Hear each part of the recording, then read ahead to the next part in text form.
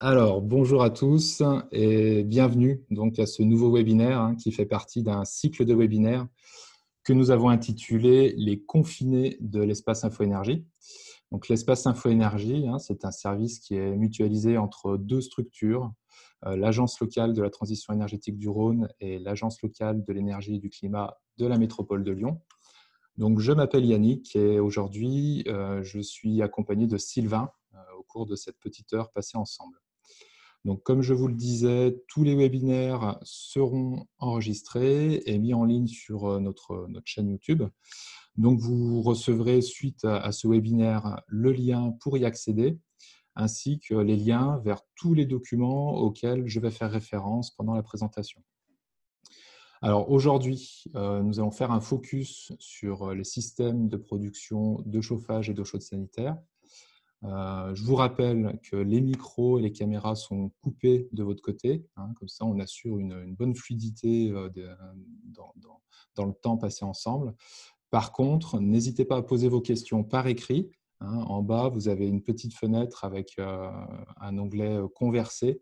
C'est dans cette fenêtre-là que vous pouvez poser vos questions.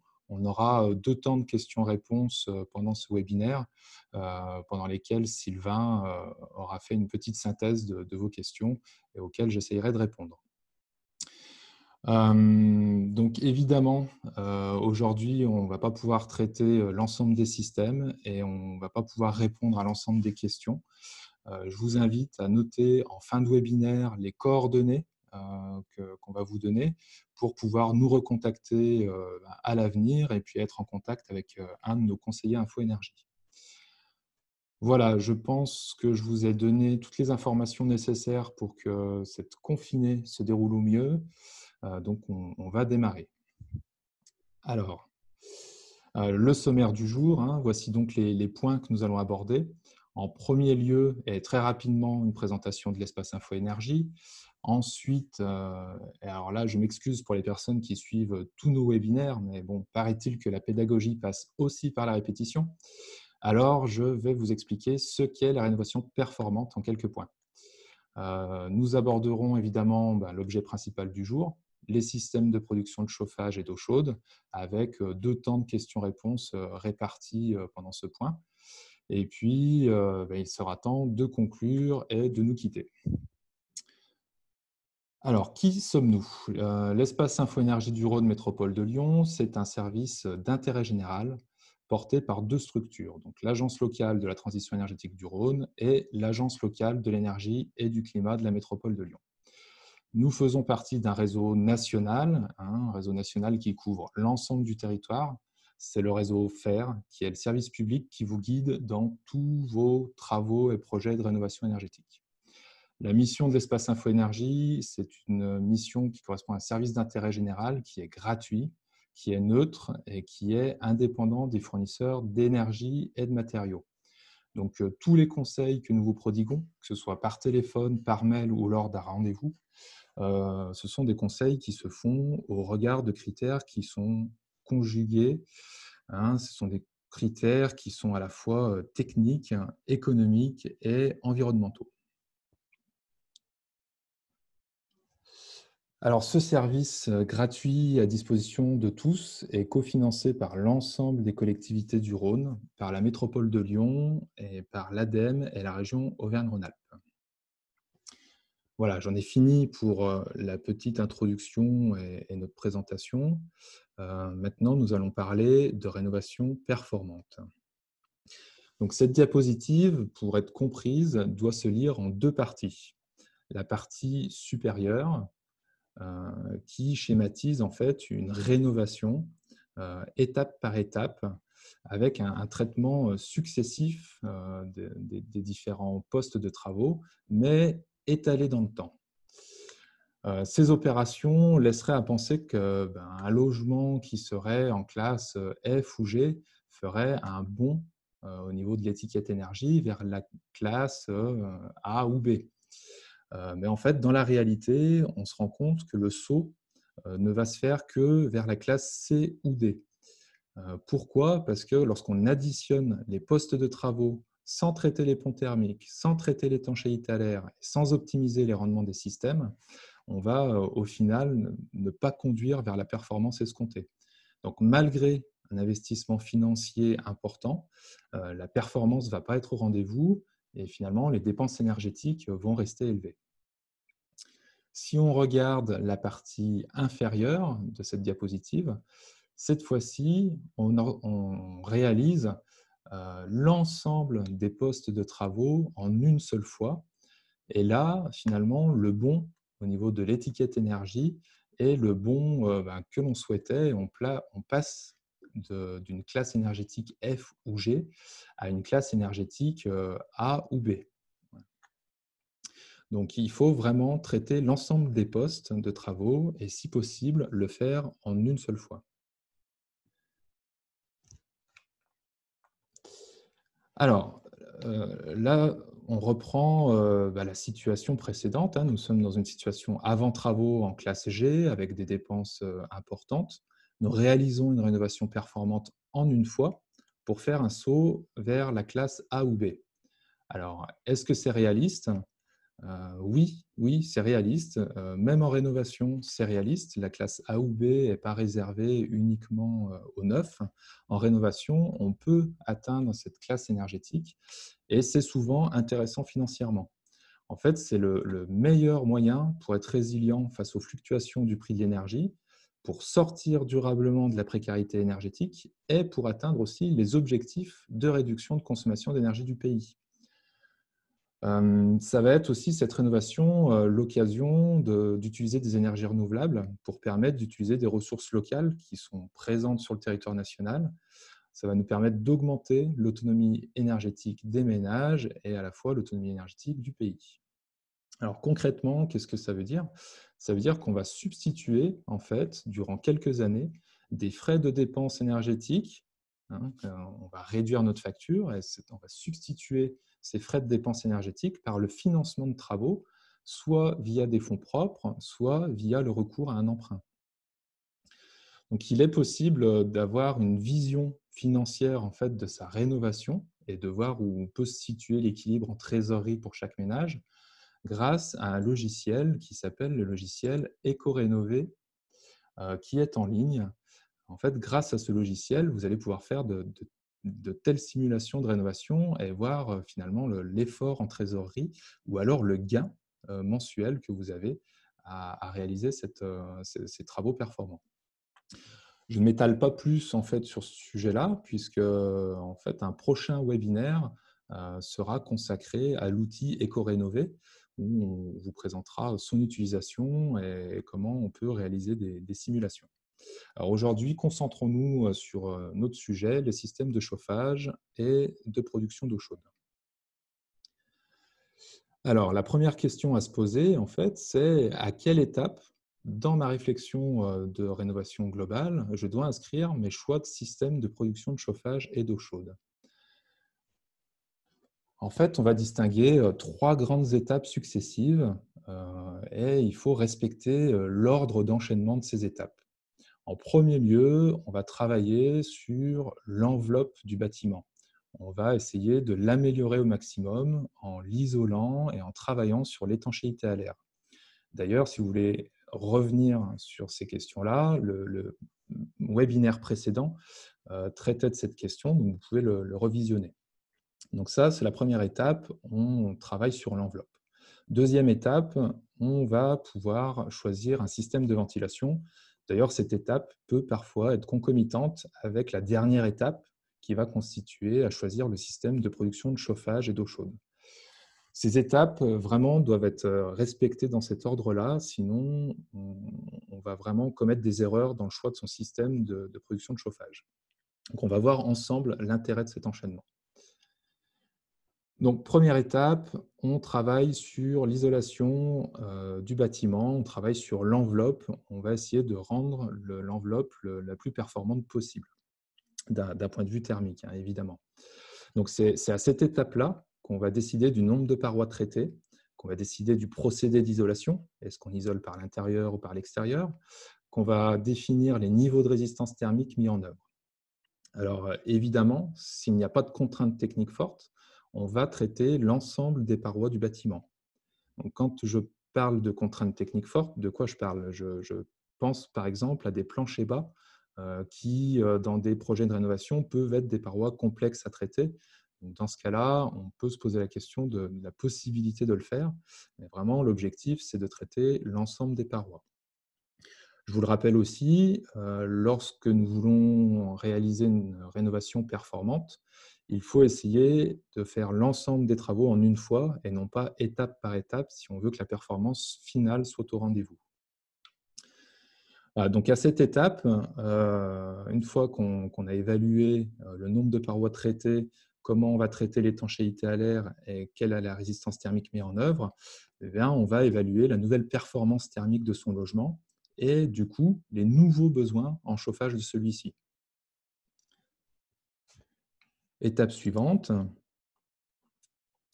on va réfléchir à la ventilation. Alors qu'on parle de ventilation simple flux ou de double flux, peu importe, hein, il faut de toute façon avoir cette étape dans sa réflexion. On ne peut pas s'en affranchir. La ventilation va être indispensable pour optimiser les performances thermiques du logement, mais aussi pour assurer une bonne qualité de l'air intérieur et évacuer l'excès d'humidité. Et enfin, on va pouvoir passer à la dernière étape, voilà, l'étape du choix des systèmes de chauffage et de production d'eau chaude. Donc là, après avoir réalisé une rénovation performante, on a de nouveaux besoins dans le logement. Les nouveaux besoins ne sont plus du tout les mêmes. En les réduisant de façon drastique, on va s'ouvrir à de nouvelles possibilités. Alors, comme le système de chauffage, vous le savez, il est là pour compenser les déperditions du logement. Si on fait une rénovation performante, les déperditions vont être réduites au maximum. Donc la puissance nécessaire va être réduite aussi. Par conséquent, si on réduit la puissance des systèmes, on va aussi avoir des systèmes de plus petite taille, des systèmes moins encombrants et des systèmes moins chers. C'est pour ça qu'il faut bien réfléchir à ces systèmes au bon moment. Les déperditions réduites, eh bien, elles vont aussi amener la possibilité de se chauffer avec des émetteurs basse température. Donc, quand on parle d'émetteurs basse température, on va penser à un réseau de radiateurs à 40, 45 degrés, au lieu de 70, 80 degrés quand on est à haute température. Donc, on va, grâce à ce réseau basse température, améliorer la sensation de confort. Et puis, on va aussi améliorer le rendement des systèmes, mais ça, c'est des questions qu'on va aborder un petit peu plus tard. Ce qui est intéressant aussi, si on attend cette étape-là, c'est que des configurations qui étaient inenvisageables avant travaux vont devenir envisageables. Par exemple, avoir un unique poêle à granulés de bois pour chauffer l'ensemble du logement. C'était peut-être pas envisageable quand on avait un logement très déperditif. Ça devient envisageable si on a un logement qui a très peu de besoin de chauffage et qui est bien isolé. Voilà. Et enfin, dernière étape, hein, c'est que si on est passé par ce cheminement, la mise en place de systèmes à énergie renouvelable est devenue pertinente, hein, pour couvrir tout ou partie des besoins.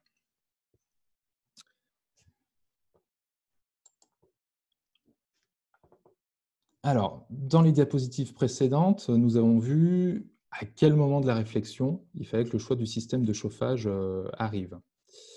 Bon, alors c'est important techniquement de raisonner. Yannick, Oui, je te coupe, hein, Yannick. oui. Il y a quelques micro-coupures, hein, donc je ne sais pas s'il y a des fenêtres sur ton ordinateur que tu peux fermer qui ne te servent pas. Hmm.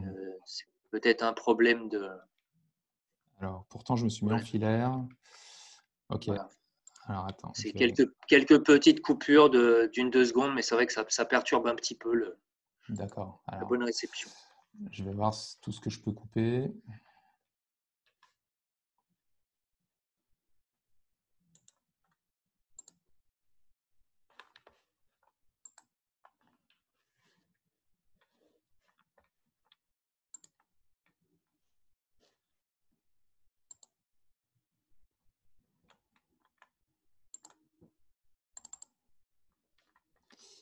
Ok.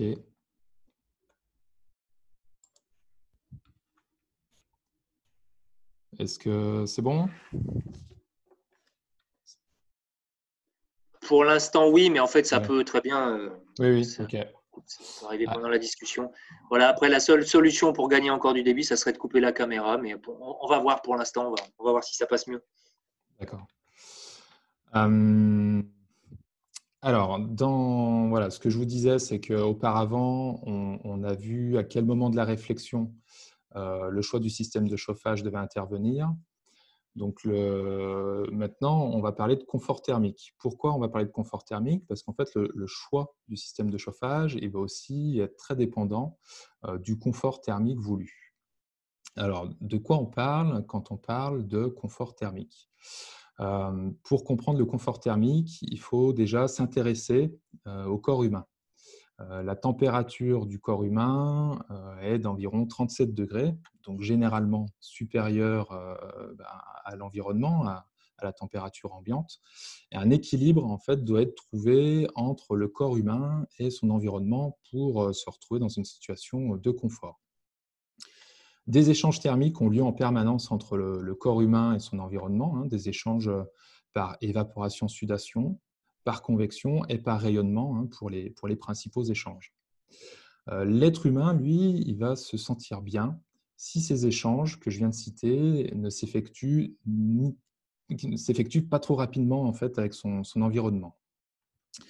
Alors, ces échanges et donc la sensation de confort ou d'inconfort va dépendre de 6 paramètres. Le premier paramètre qu'on pourrait citer, c'est la température des parois. Donc, l'échange thermique par rayonnement. Alors, attendez, je m'arrête parce que je me demande si j'ai relancé l'enregistrement.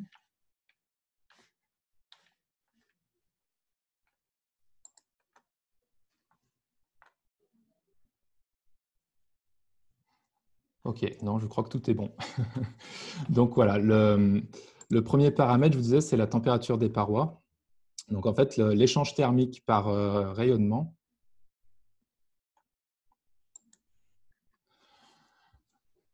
entre le corps et les parois environnantes va être d'autant plus élevé que les parois sont froides. Donc, on vous a déjà tous entendu parler du phénomène de parois froides. C'est notamment ce phénomène qu'on va contrer quand on va isoler ces parois. Le deuxième paramètre, c'est la température de l'air. La température de l'air ambiant, plus sa température va être faible, plus les échanges, cette fois-ci par convection, entre le corps humain et son environnement va être élevé. Le troisième paramètre, c'est la vitesse de l'air. Plus la vitesse de l'air est élevée, plus les échanges par convection et par évaporation-sudation également augmentent. Donc là, on va considérer que quand on est en dessous de 0,2 mètres par seconde, il n'y a pas d'impact de la vitesse de l'air, mais au-delà de cette vitesse-là, il y a une sensation d'inconfort. En fait, cette vitesse de l'air, là, c'est quelque chose qu'on retrouve avec les systèmes à air pulsé. Par exemple, les pompes à chaleur air-air, on relève souvent que c'est des systèmes qui génèrent de l'inconfort. C'est lié à ce phénomène-là, avec des déplacements d'air supérieurs à 0,2 mètres par seconde. Quatrième paramètre, c'est ce qu'on appelle l'humidité relative. Donc là, je vais vous épargner de sa définition. C'est la donnée obtenue avec vos hygromètres d'intérieur. Il faut être entre 40 et 60% d'humidité pour se sentir bien. En dessous de 40, l'air est trop sec. Au-dessus de 60%, on peut commencer à sentir des sensations d'humidité.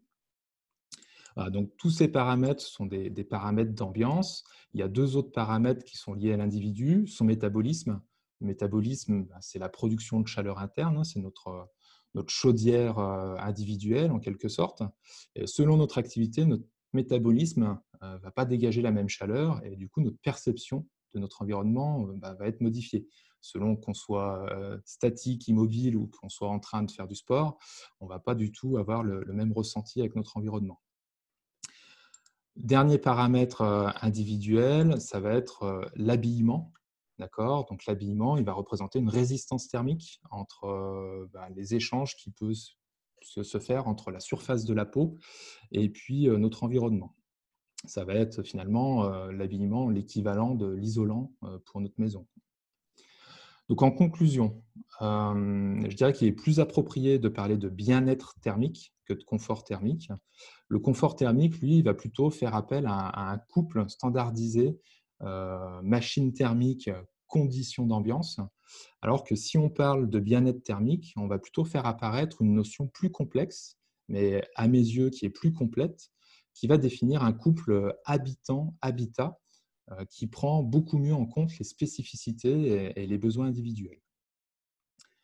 Voilà, donc là, je pense qu'on a posé de bonnes bases pour pouvoir maintenant parler de systèmes de chauffage performants.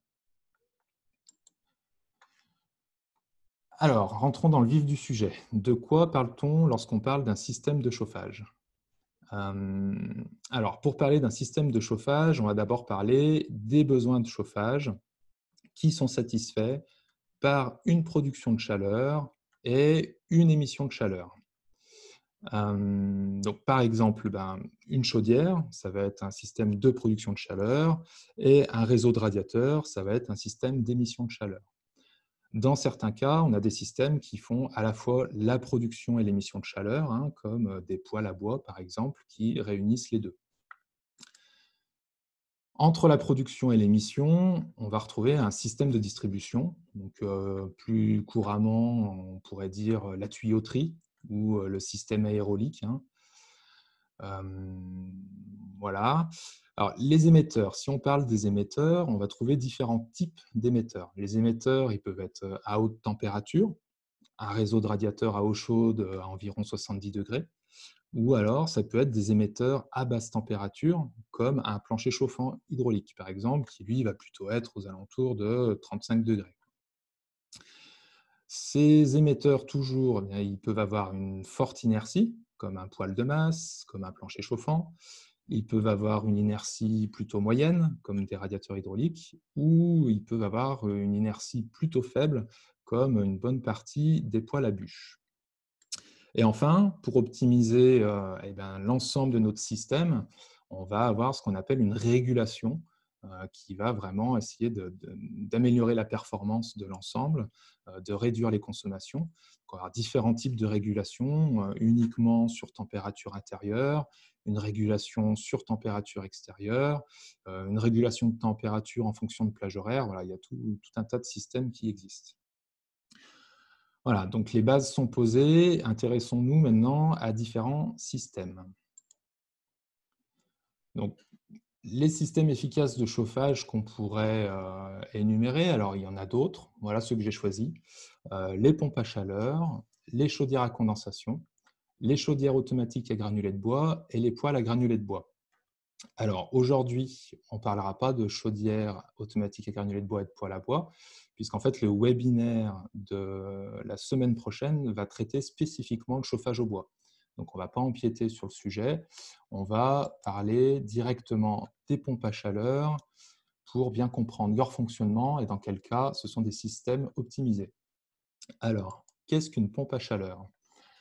Une pompe à chaleur, c'est une machine thermodynamique. Grâce à un fluide frigorigène qui circule dans son système, elle va capter des calories à une source froide pour restituer ces calories à une source chaude. La source froide, elle peut être l'extérieur, enfin l'air extérieur, ça peut être de l'air dans les systèmes aérothermiques, ça peut être de l'eau de nappe ou ça peut être la chaleur du sol dans le cas de la géothermie. La source chaude, elle, ça va être le circuit d'émission, qui peut être un réseau de radiateurs à basse température ou encore un plancher chauffant.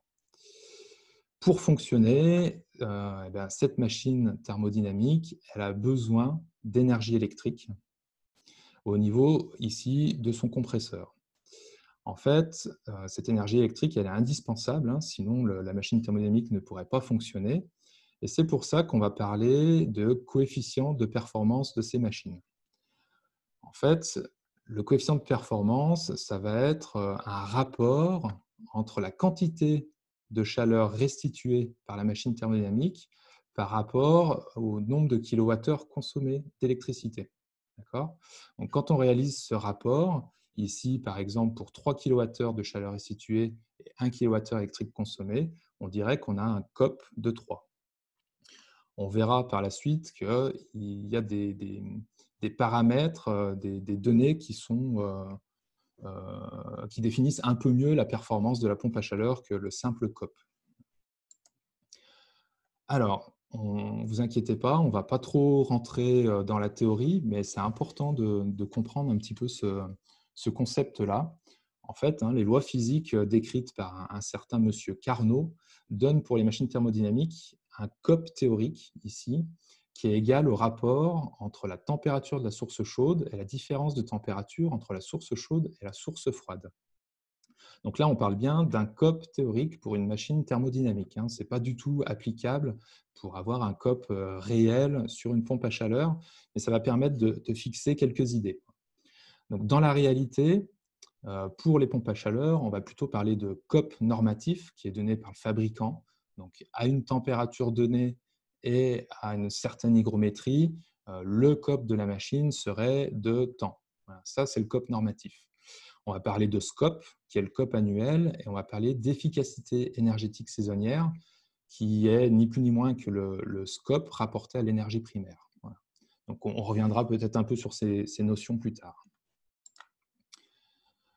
On va prendre un premier exemple. Un premier exemple classique, votre chaudière vient de rendre l'âme, vous devez la changer et vous n'avez pas le temps d'engager une rénovation énergétique globale. Vous changez votre chaudière par une pompe à chaleur air-eau. Votre maison n'est pas isolée, vous êtes avec des radiateurs à haute température. Dans ce cas de figure, avec la formule que je vous ai donnée auparavant, on a un COP théorique qui est égal à 5. D'accord ? On va regarder maintenant un deuxième exemple. Deuxième exemple, cette fois-ci, le logement est rénové. Il peut fonctionner avec des émetteurs basse température, comme par exemple un plancher chauffant.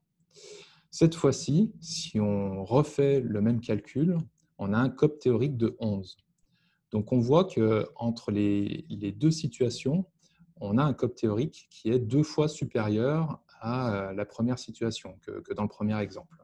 Donc là, on comprend, grâce à ces exemples, que la performance des pompes à chaleur est intimement liée aux températures des sources chaudes et des sources froides. Donc, on va chercher deux choses en permanence. C'est d'avoir une source froide, celle à laquelle on puise les calories, à la température la plus élevée possible. Ça, c'est la première chose. La deuxième chose, c'est qu'on va essayer de réduire l'écart de température entre le milieu auquel on puise les calories et le milieu auquel on donne les calories, d'accord, entre la source froide et la source chaude. Et donc, pour réduire cet écart de température autant que possible, on va essayer de fonctionner avec des émetteurs à basse température. Et ça, encore une fois, c'est possible uniquement si vous êtes sur un logement qui est bien isolé. Alors, je vous ai parlé là de pompes à chaleur aérothermique. J'ai pris deux exemples avec des coefficients de performance quand on prenait nos calories dans l'air extérieur. On peut améliorer le coefficient de performance si on parle de pompes à chaleur géothermique.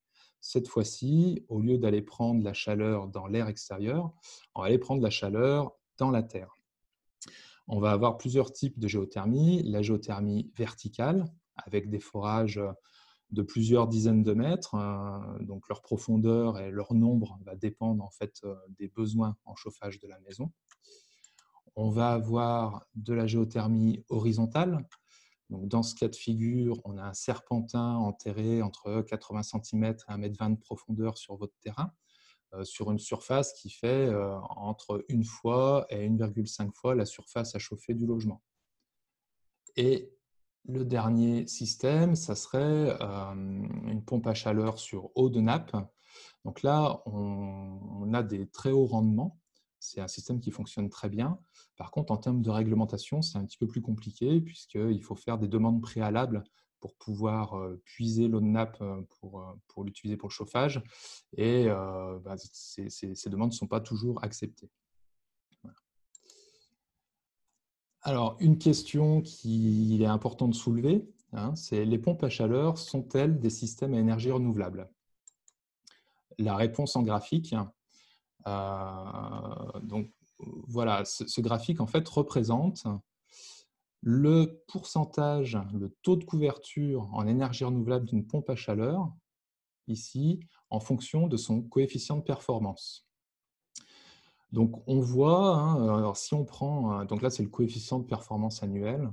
Si on a une pompe à chaleur qui est avec un coefficient de performance annuel assez élevé, on va dire autour de 5, là on est déjà vraiment sur un bon coefficient de performance annuel, on va avoir un taux de couverture en énergie renouvelable qui est à peine de 50%. D'accord? Donc, les pompes à chaleur sont des systèmes qui ont un taux de couverture à énergie renouvelable, mais ce ne sont pas des systèmes à 100% énergie renouvelable. C'est important de l'avoir à l'esprit. Alors, ce qu'il faut retenir sur les pompes à chaleur, c'est qu'on pourra parler de systèmes efficaces et optimisés si on répond aux conditions suivantes. Il faut que le système d'émission de chaleur soit à basse température, ça vous l'avez compris, puisque il faut réduire la différence de température entre le milieu auquel on puise les calories et le milieu auquel on rend les calories. Dans l'idéal, le plancher chauffant, c'est vraiment le système d'émission qui permet d'optimiser le système. On va essayer d'avoir une source froide à laquelle on puise les calories à la température la plus élevée possible et de façon constante dans le temps. C'est pour ça que la géothermie est un système très efficace, puisque là, on a une température élevée et une température constante dans le temps, ce qui n'est pas vrai avec l'air extérieur qui est soumis aux aléas de la rigueur climatique hivernale. Donc justement, en termes de rigueur climatique hivernale, eh bien, si on a une pompe à chaleur air-eau, il faut s'assurer que là où on veut l'installer, on ne soit pas trop soumis à cette rigueur climatique. Les pompes à chaleur aéro ne doivent pas être mis dans n'importe quel département ou à n'importe quelle altitude. L'efficacité énergétique saisonnière qui sont données maintenant par les fabricants doit être la plus élevée possible. Et d'ailleurs, pour bénéficier des aides financières à l'installation, il faut respecter un certain seuil d'efficacité énergétique saisonnière. Et puis un dernier point, parce que je n'en ai pas vraiment parlé, c'est les pompes à chaleur aérothermiques air-air. Et je dirais qu'elles sont à proscrire pour deux raisons. Si on veut parler de système efficace et optimisé, pour moi, ce n'est pas un système efficace et optimisé parce qu'elles ont un mauvais coefficient de performance, à la fois parce qu'on prend de l'air extérieur à une température basse et variable et parce qu'on doit souffler à une température d'air élevée, et aussi pour des questions de confort. Voilà. Dernier point sur les pompes à chaleur, on pourrait parler de système énergie renouvelable si et seulement si la fourniture d'électricité du logement provenait d'un approvisionnement à 100% en électricité verte avec garantie d'origine. Dans cette condition, oui, on pourrait dire que c'est un système à énergie renouvelable. Sinon, on parlera d'un système qui a un certain taux d'énergie renouvelable pour fonctionner. Et on se souvient que plus le COP annuel est élevé, plus le taux de couverture à énergie renouvelable est élevé. Voilà. Donc, j'en ai fini pour les pompes à chaleur. On va faire un petit point sur les chaudières à condensation et ensuite, on aura un petit temps de questions-réponses. Alors, qu'est-ce qu'une chaudière à condensation? Dans une chaudière à condensation, les fumées produites par la combustion sont refroidies jusqu'à ce que la vapeur d'eau qu'elles contiennent condense. Donc, au cours de ce changement d'état, la vapeur, l'eau qui va passer de vapeur à eau liquide va libérer une quantité importante de chaleur. Et cette quantité de chaleur va permettre de réchauffer en quelque sorte gratuitement l'eau du circuit de chauffage en complément de la chaleur de combustion. C'est ce qui explique que quand on parle de chaudière à condensation, on peut avoir des rendements supérieurs à 100%. Mais attention, ce n'est pas parce qu'on a une chaudière à condensation qu'on a toujours des rendements supérieurs à 100%, parce qu'il faut qu'un certain nombre de conditions soient réunies.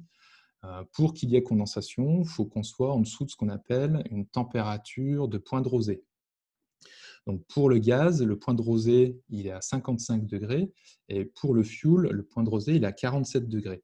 C'est-à-dire que si notre retour d'eau dans le circuit de chauffage est au-dessus de ce point de rosée, on n'aura pas de condensation. On va expliciter ce phénomène avec ces deux exemples. Premier exemple avec un petit bonhomme qui n'est pas très content. Deuxième exemple avec un petit bonhomme qui est content. Qu'est-ce qui se passe? Dans le premier cas, on est dans une maison qui n'est pas isolée.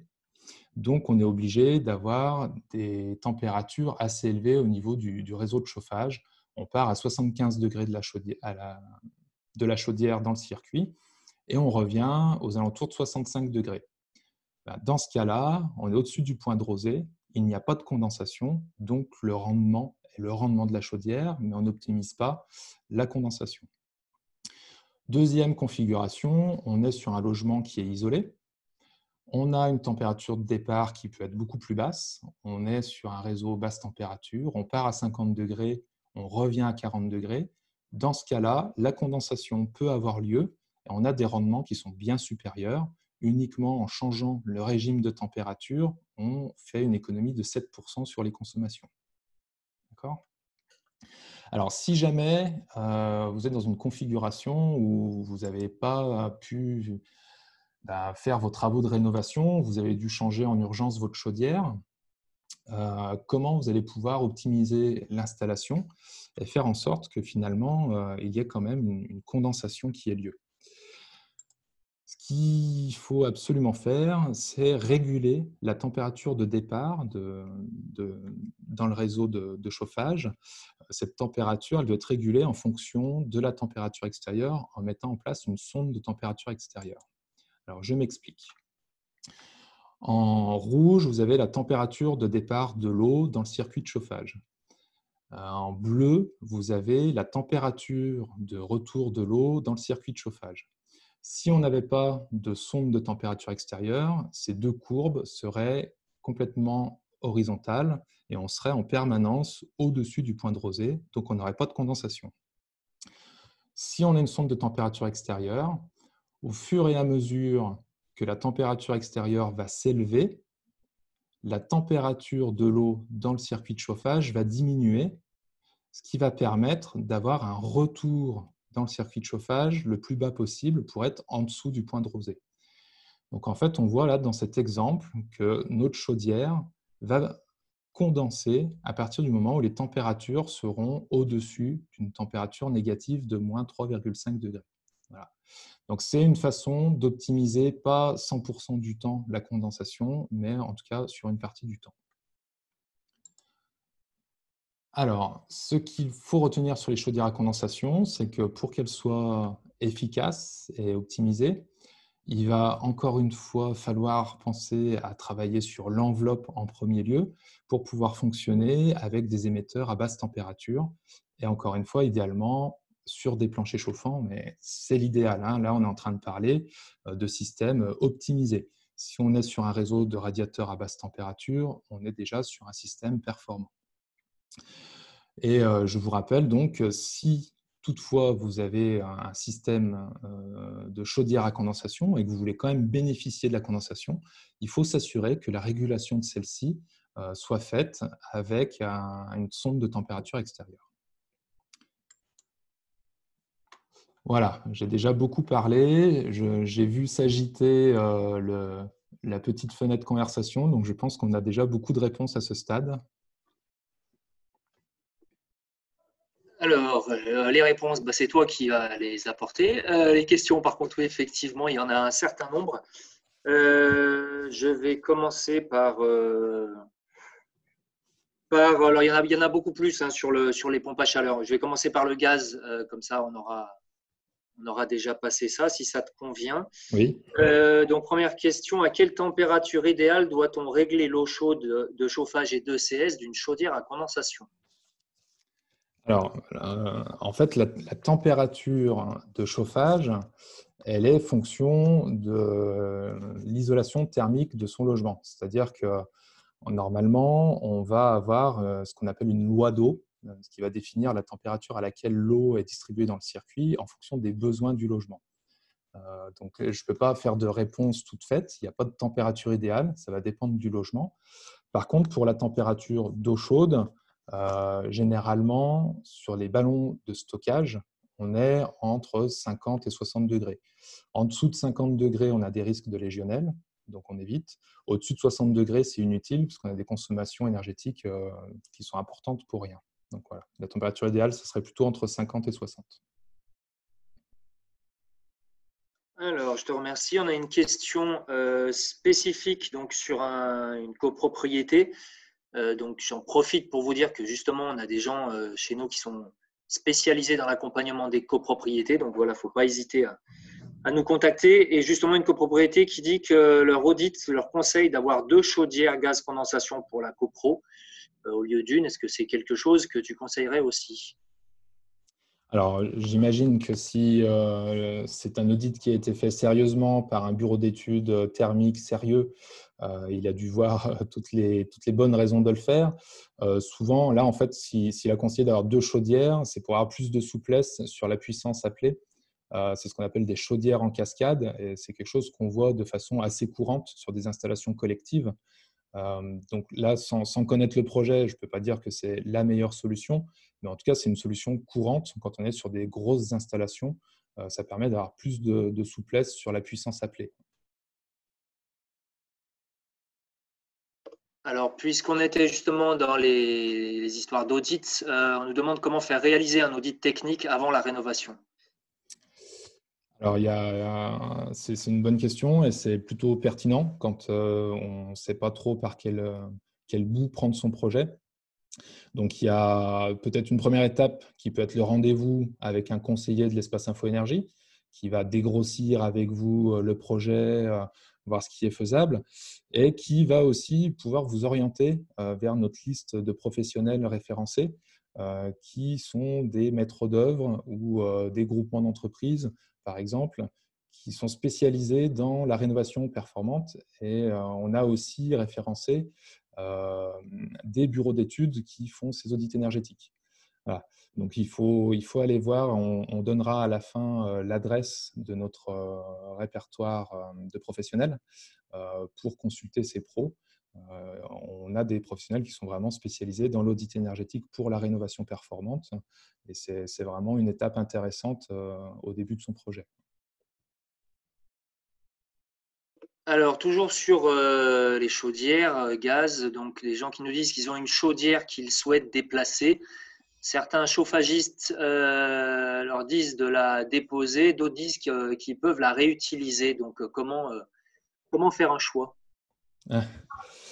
Alors, donc j'imagine que si le chauffagiste propose de la conserver, c'est que c'est une ancienne chaudière de bonne constitution et parfois il est possible de changer uniquement le brûleur.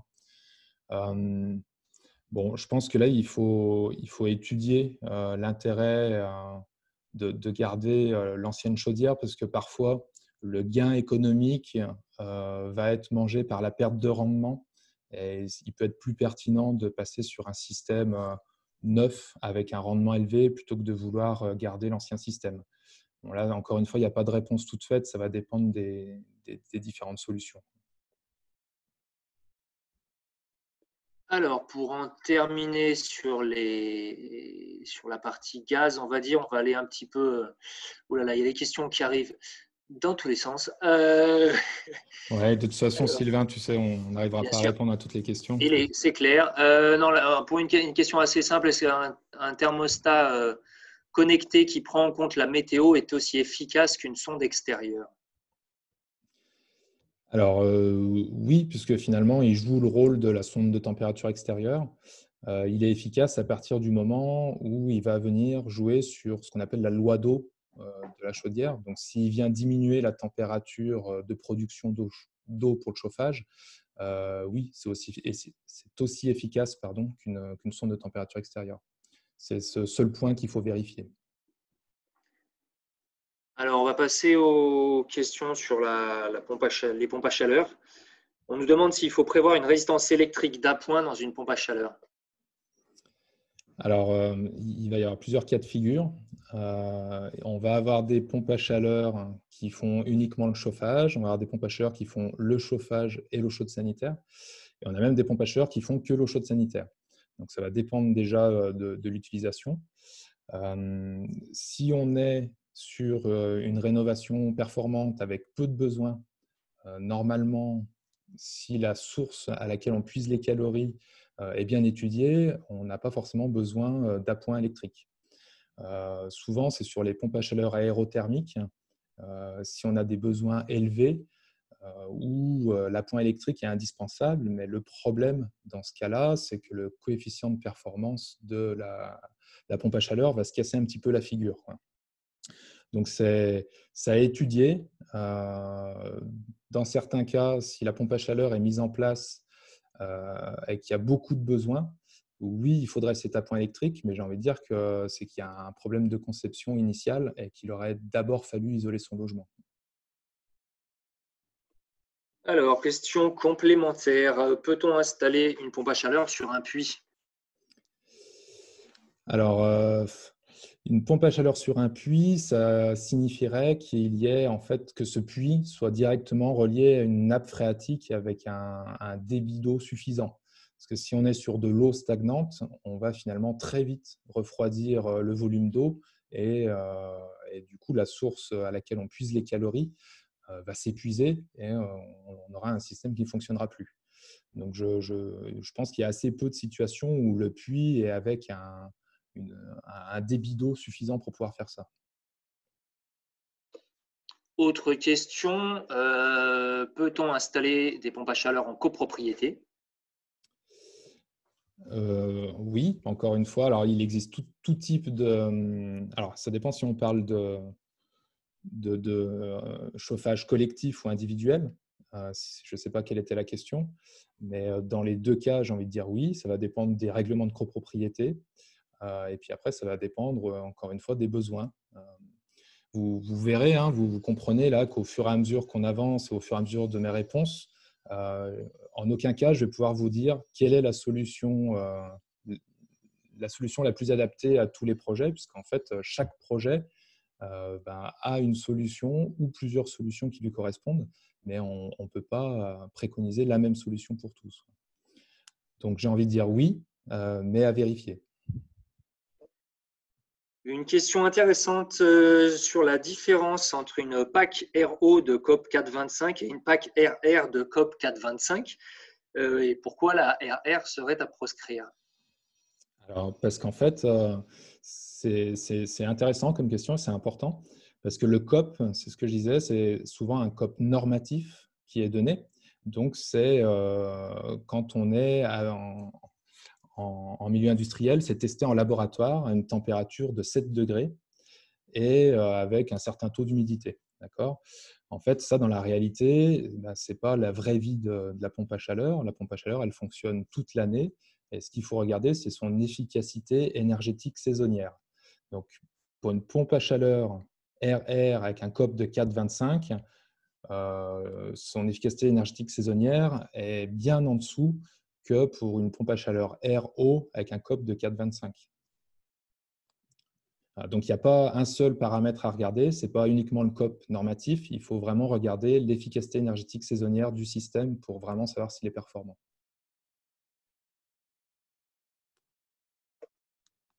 Hop, je prends encore deux questions auxquelles tu peux répondre de façon assez rapide et puis après on enchaînera. Ton avis sur l'ensemble VMC double flux plus pompe à chaleur? Oui, alors c'est ce qu'on appelle les VMC double flux thermodynamiques pour le coup. J'avais prévu une petite diapo que j'ai enlevée parce que j'avais peur de prendre trop de temps. C'est un système qui peut être intéressant.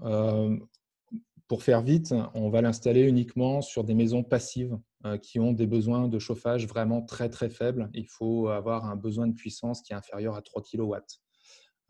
Donc voilà, ça peut fonctionner plutôt sur des petits logements et avec des besoins de puissance très faibles. Donc vraiment, on est sur de la maison passive. Alors, une dernière sur les pompes à chaleur, ça nous permettra de faire le lien avec la suite, parce qu'il faut quand même qu'on arrive à peu près à rester dans le format habituel de ces conférences. Un couplage pompe à chaleur plus système solaire est-il rentable du point de vue de l'analyse de cycle de vie global? Donc, quand on intègre en gros l'énergie grise de deux systèmes au lieu d'un seul système. Alors, pompe à chaleur plus système solaire. C'est ça. Alors, système solaire, un chauffe-eau solaire, on va dire, c'est ça. Alors, j'avoue que je ne connais pas l'analyse de cycle de vie de la pompe à chaleur. Ce que je connais, c'est le temps de retour énergétique du chauffe-eau solaire. Le temps de retour énergétique, c'est en combien de temps le chauffe-eau solaire il va produire autant d'énergie qu'il en a fallu pour le concevoir. Et en fait, le temps de retour énergétique du chauffe-eau solaire, il est inférieur à 1 an. Donc, on est d'un point de vue environnemental sur un système qui est très, très vert, on va dire. Pour la pompe à chaleur, je ne saurais pas vous dire. On continue? Je te propose d'enchaîner, effectivement. Ok. Allez, on va peut-être aller un peu plus vite sur la partie eau chaude sanitaire pour avoir du temps pour la deuxième partie de questions-réponses. Alors, les systèmes de production d'eau chaude sanitaire, la première chose que je voulais vous montrer, c'est ceci. C'est qu'au fil des réglementations thermiques, la consommation globale des logements a diminué drastiquement. Au début des années 2000, on était à près de 200 kWh par mètre carré par an, pour arriver aujourd'hui aux alentours de 50 kWh par mètre carré par an. Donc, on a réussi cet exploit en quelque sorte en réduisant essentiellement les consommations de chauffage en travaillant sur l'enveloppe des bâtiments. Par contre, si on regarde la consommation d'eau chaude sanitaire, elle, dans le temps, elle est restée toujours à peu près au même niveau. Et on s'aperçoit même en faisant des études un peu plus fines que cette consommation d'eau chaude sanitaire elle a tendance à augmenter dans le temps. Donc ça, c'est plutôt mauvais signe, malgré le fait qu'on ait des équipements plus performants. Et la deuxième chose intéressante aussi à noter, c'est qu'aujourd'hui, finalement, dans les consommations d'un logement, eh bien, l'eau chaude sanitaire devient un des postes prépondérants. Alors, le constat de départ, je viens de vous le dire, c'est que ce qui est étonnant, c'est qu'on a une augmentation constante des consommations liées à la production d'eau chaude sanitaire, alors que les systèmes sont de plus en plus performants. Et on a une grande disparité des consommations en fonction des foyers, et ça, c'est complètement indépendant de la performance des équipements. Donc là, ce que ça veut dire, c'est qu'il y a un impact important des comportements et de la sobriété d'usage. Donc, les solutions, ça va être de réduire les volumes d'eau chaude consommés. Donc, on va essayer d'avoir des appareils hydroéconomes, on va essayer de mettre en place des réducteurs de débit. On va adapter la température de production, je vous l'ai déjà dit, entre 50 et 60 degrés. Ça ne sert à rien de chauffer à plus de 60 degrés son eau chaude sanitaire. Et puis, il va y avoir aussi des questions autour du ballon de stockage. Il faut penser que ce ballon de stockage, il va avoir des déperditions. On va essayer de le mettre dans un endroit qui n'est pas trop froid, ou alors on va le surisoler. Et même s'il est dans un endroit chauffé, on peut imaginer aussi surisoler son ballon. Voilà, donc ça, c'était les bases pour parler d'eau chaude sanitaire. On va parler d'un premier système qui est le chauffe-eau thermodynamique individuel. Alors, il en existe différentes sortes de chauffe-eau thermodynamique individuel. Qu'est-ce que c'est un CET? C'est une pompe à chaleur spécifique qui va venir chauffer l'eau et qui va avoir un ballon de stockage adapté pour maintenir cette eau-là. Les ballons de stockage sont entre 150 et 300 litres en principe. Ce ballon de stockage, il est généralement doté d'une résistance électrique pour assurer l'appoint si nécessaire. Qu'est-ce qu'on peut dire encore sur les chauffe-eau? Les plus répandus sont les chauffe-eau aérothermiques qui vont puiser les calories dans l'air. Voilà. Alors, voyons voir les différents chauffe-eau thermodynamiques qui existent. Le premier et le plus courant, c'est celui qui représente la moitié du marché actuel, c'est le chauffe-eau thermodynamique sur air ambiant. Donc, on le voit, il est très répandu parce qu'il y a une facilité d'installation qui est importante.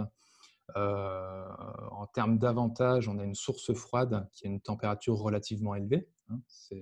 C'est l'air ambiant, ce n'est pas l'air extérieur. Par contre, en termes d'inconvénients, on peut avoir des nuisances sonores qu'on va ressentir dans le logement et surtout un problème de refroidissement du local d'implantation. Imaginons que ce chauffe-eau thermodynamique soit dans le garage accolé à la maison. Et bien, en fait, l'air ambiant du garage va se refroidir et de fait, si le garage n'est pas très bien isolé thermiquement de la partie maison, on va refroidir la maison aussi. Donc, on va pomper les calories du chauffage pour faire de l'eau chaude sanitaire. Un deuxième système, c'est le chauffe-eau thermodynamique sur air extérieur. Donc, on peut avoir en fait soit une unité extérieure comme ceci, soit on peut avoir un ballon qui regroupe à la fois la pompe à chaleur et le ballon, et qui aurait uniquement les gaines qui prendraient l'air vers l'extérieur et rejetteraient l'air à l'extérieur. Donc encore une fois, en termes d'avantages, facile d'installation, c'est peu encombrant si on a un modèle avec une unité extérieure. Par contre, en termes d'inconvénients, comme pour les pompes à chaleur aérothermiques classiques, on peut avoir des nuisances sonores pour les voisins. La performance aussi, elle est très dépendante de la température extérieure. Donc là, c'est exactement les mêmes concepts que ceux qu'on a vus pour les pompes à chaleur utilisées pour le chauffage. Troisième type de chauffe-eau thermodynamique, ça va être le chauffe-eau thermodynamique sur air extrait. Donc là, les avantages, c'est qu'on a un système qui est 2 en 1, qui fait à la fois la ventilation et l'eau chaude sanitaire. Et l'avantage aussi, c'est qu'on a une source froide avec une température qui est élevée et constante, puisque l'air extrait est en permanence aux alentours de 20 degrés. Donc, on a une performance plutôt optimisée de l'installation. Les inconvénients, c'est qu'on ne va pas pouvoir installer ce type de chauffe-eau de partout. Ce sera plutôt dans le neuf ou en rénovation lourde. Et puis, il faut que les débits d'air qui sont nécessaires au bon fonctionnement du chauffe-eau thermodynamique correspondent au débit de ventilation du logement. Sinon, si on surventile le logement pour pouvoir produire l'eau chaude sanitaire, encore une fois, c'est optimiser les performances d'un système, ici le système qui produit l'eau chaude, en faisant dégringoler les performances d'un autre système, c'est le logement, et du coup, on va avoir plus de consommation de chauffage. Alors, les chauffe-eau thermodynamiques, ce qu'il faut en retenir pour que le système soit efficace et optimisé, c'est que le milieu auquel on va extraire les calories, il doit être à la température la plus élevée possible, comme pour les pompes à chaleur qui font l'eau chaude. Il faut que la température de consigne de l'eau ne dépasse pas 55 degrés. Là, sur les chauffe-eau thermodynamiques, on s'est rendu compte qu'au-delà de cette température, la performance était vraiment amputée. Il faut que le volume du ballon soit vraiment adapté aux besoins. En fait, on se rend compte qu'entre un ballon de 200 litres et un ballon de 300 litres, la différence de coût est vraiment faible. Donc, souvent, les installateurs proposent d'installer un ballon de 300 litres au lieu d'un ballon de 200 litres en se disant au cas où vous avez de la réserve. Mais en fait, on se rend compte qu'avec un volume qui est supérieur, qui ne correspond pas aux besoins réels, et bien, encore une fois, la performance du ballon va se casser la figure. Il y a aussi le profil de soutirage du foyer qui est important. C'est la quantité d'eau chaude sanitaire qu'on consomme en 24 heures. Les pompes à chaleur ne sont pas toutes dimensionnées de la même façon en fonction de ce profil de soutirage. Donc, c'est important de l'étudier. Et puis, donc, l'installation, comme je vous disais, il ne faut pas qu'elle engendre des surconsommations de chauffage, comme entraîner des surventilations ou refroidir des pièces qui entraîneraient des surconsommations de chauffage. Et puis, eh bien, le ballon doit être dans un local à une température suffisamment élevée pour ne pas avoir de pertes statiques. Voilà pour les chauffe-eau thermodynamiques. Et avant la deuxième session de questions-réponses, je vous propose de parler des chauffe-eau solaires individuels. Donc, les avantages, c'est qu'on est sur un système à énergie renouvelable avec de l'énergie solaire qui est gratuite et qui est disponible partout en France. C'est un système qui est éprouvé, qui fonctionne depuis de nombreuses années avec une grande fiabilité, une longue durée de vie. Et puis, en termes de couverture des besoins, on va couvrir, selon les cas de figure, entre 50 et 70% de nos besoins annuels en eau chaude sanitaire. Les infos clés sur le chauffe-eau solaire individuel, c'est qu'il faut qu'il soit implanté avec une orientation sud. On peut déroger un peu, sud-est, sud-ouest. Une inclinaison optimale à 45 degrés. Alors, on peut aussi déroger un peu par rapport à cette inclinaison. En principe, on suit l'inclinaison de la toiture. En termes de dimensionnement, on va être sur 1 mètre carré de capteur par personne, un volume de stockage de 50 litres par personne. Pour vous donner un ordre de prix, c'est entre 1 000 et 1 400 € par mètre carré de capteur. En termes de contraintes, bien, il y a les contraintes d'implantation. C'est que si vous n'avez pas du tout de toiture orientée au sud ou si vous avez de grands arbres proches de cette toiture, ça va être plus compliqué de les installer. Il faut toujours un appoint, c'est-à-dire que votre chauffe-eau solaire il couvre 50 à 70% de vos besoins. Donc, pour les besoins restants, il faut un appoint. On peut avoir soit, par exemple, votre chaudière qui fait le chauffage qui va venir assumer l'appoint, soit une résistance électrique dans le ballon de stockage qui va venir faire l'appoint. Et l'autre contrainte aussi, c'est que si tous les étés, vous partez 2 mois en vacances en dehors de votre logement, et ben là, votre chauffe-eau solaire, il va perdre de son intérêt puisque c'est à cette période-là que vous couvrez le maximum de vos besoins annuels. Alors, à retenir sur les chauffe-eau solaires individuels, donc pensez à l'implantation des capteurs, pensez à l'implantation du ballon de stockage qui doit doit pas être trop éloigné des capteurs.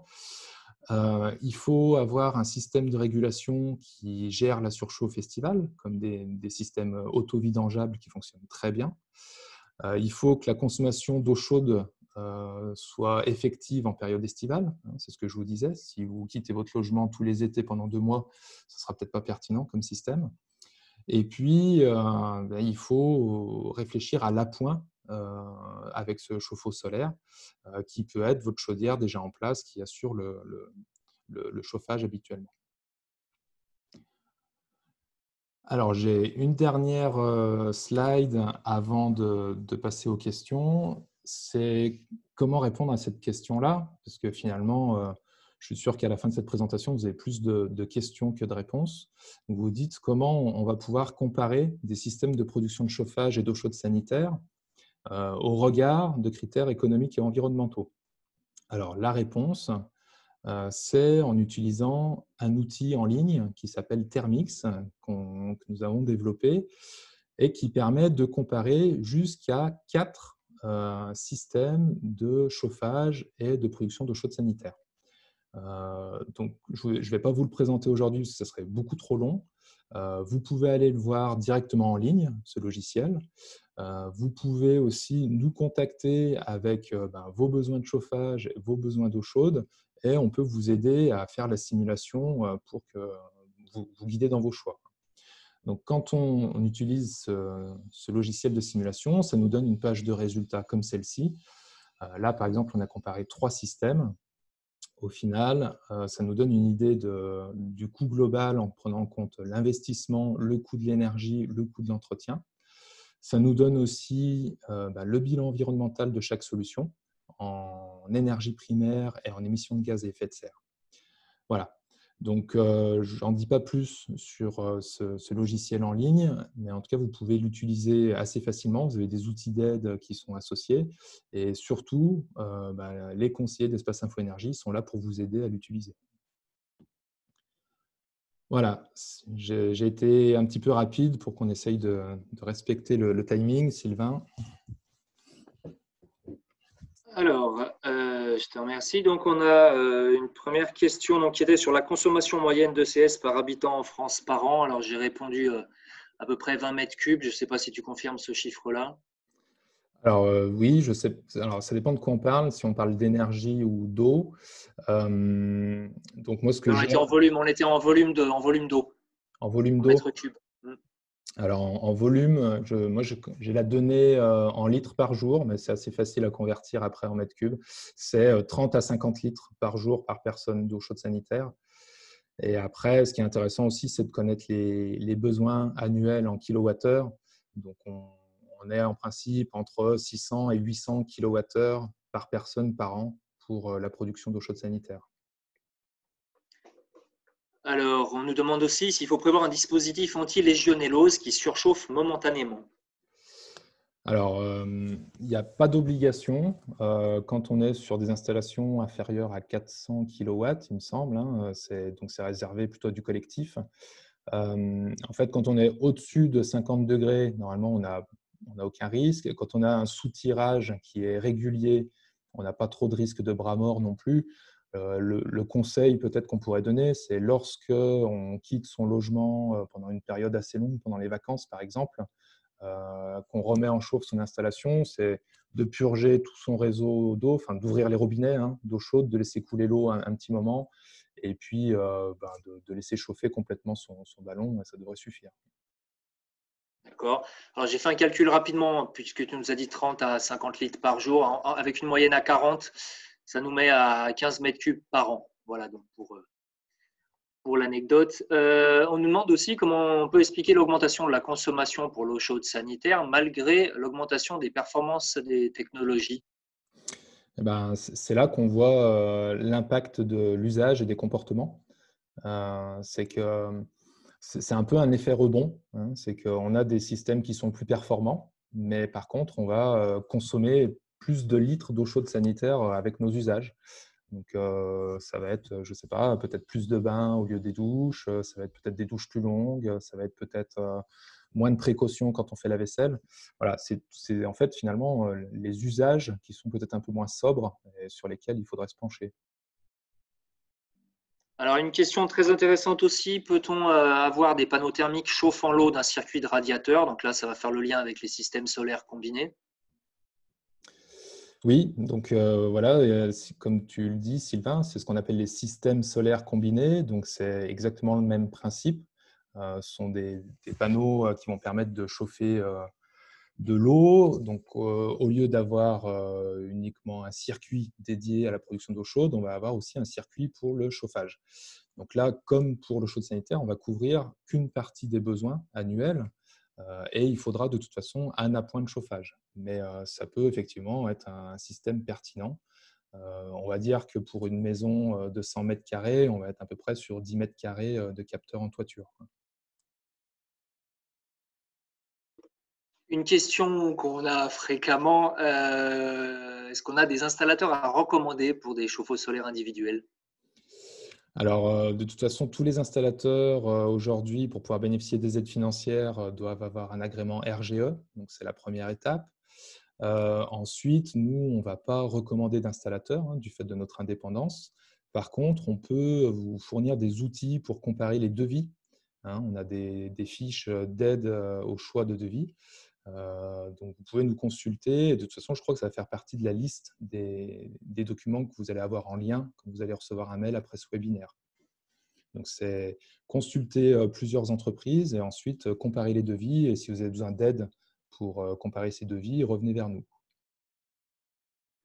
Alors, on va prendre une dernière question sur l'eau chaude sanitaire, puis après j'aurai une question à laquelle j'avais promis de répondre.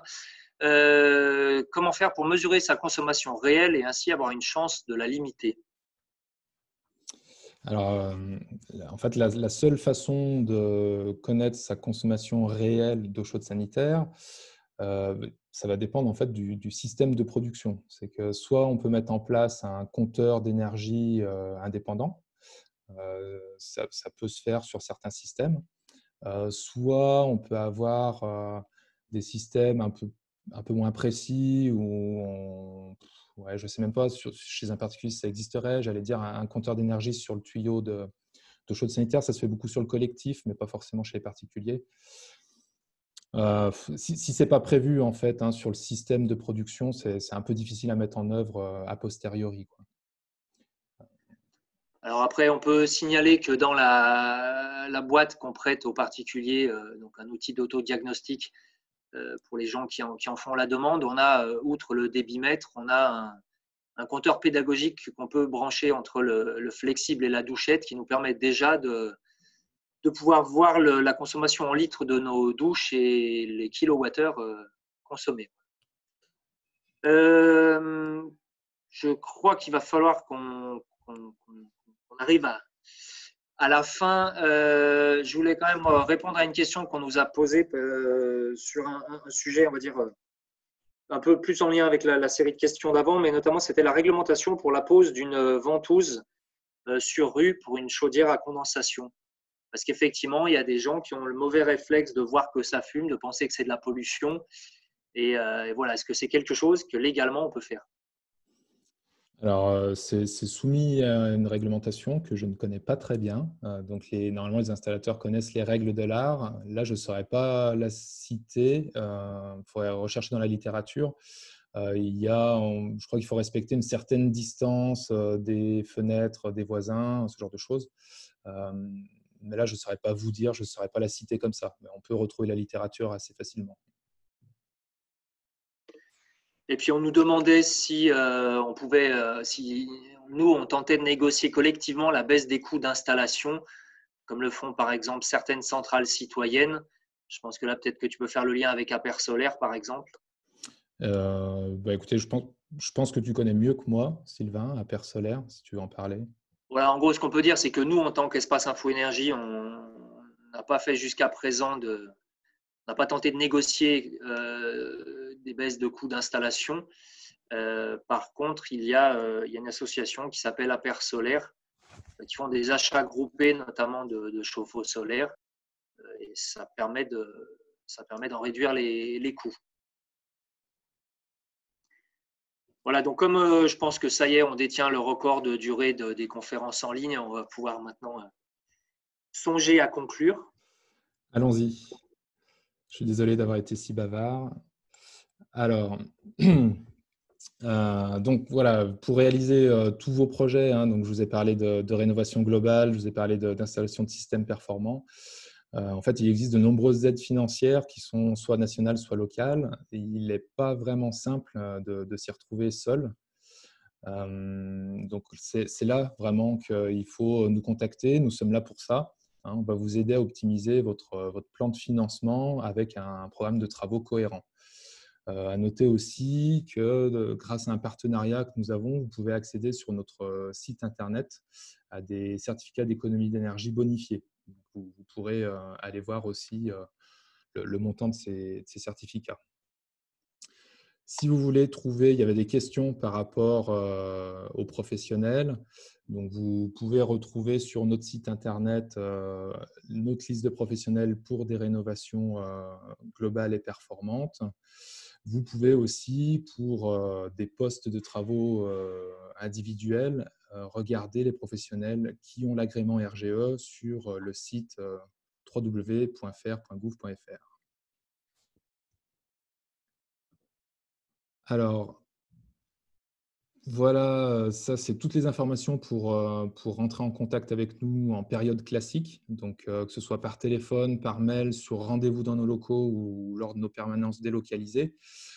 Vous pourrez obtenir les conseils qui sont adaptés à vos projets. Vous pouvez également nous suivre via les réseaux sociaux classiques pour connaître notre actualité et l'actualité de la rénovation. En période de confinement, nous nous efforçons de maintenir la qualité du service. Hein, donc, vous pouvez continuer à nous contacter par téléphone. Il suffit de nous laisser un message et puis on vous recontacte assez rapidement, en principe sous 24 heures, 48 heures maximum. Vous pouvez également nous contacter par mail ou via le formulaire sur notre site internet. Voilà, donc n'hésitez pas, c'est la période pour réfléchir à vos travaux. On peut même programmer un rendez-vous en visio. Donc c'est vraiment le moment de prendre du recul sur votre projet de rénovation. Voilà, j'en ai enfin fini. Il va être temps de se quitter. J'espère que ce webinaire a pu alimenter du coup votre réflexion pour votre projet de rénovation. Comme je vous disais, vous allez recevoir un message avec tous les liens qui correspondent aux éléments évoqués pendant le webinaire. Et vous allez aussi avoir un petit questionnaire de satisfaction. Donc, si vous avez 1 ou 2 minutes à y accorder, n'hésitez pas, parce que vos retours sont vraiment précieux pour nous permettre de continuer à nous améliorer. Sylvain, je ne sais pas si tu veux ajouter quelque chose. Non, non, j'allais juste taper sur le chat, mais ça sera plus rapide de le dire, qu'on se retrouve la semaine prochaine pour un spécial chauffage au bois. Pour ceux justement qui auraient voulu en entendre parler aujourd'hui, le sujet est tellement important que ça méritait d'en faire une édition à part. Et donc, même lieu, même horaire la semaine prochaine, il y aura un lien qui sera fourni aux gens que ça intéresse. Donc voilà, et puis l'édition d'après sera sur le photovoltaïque. Merci pour ces rappels. Bonne journée à tous et voilà. merci de nous avoir suivis. Merci, au revoir à tous.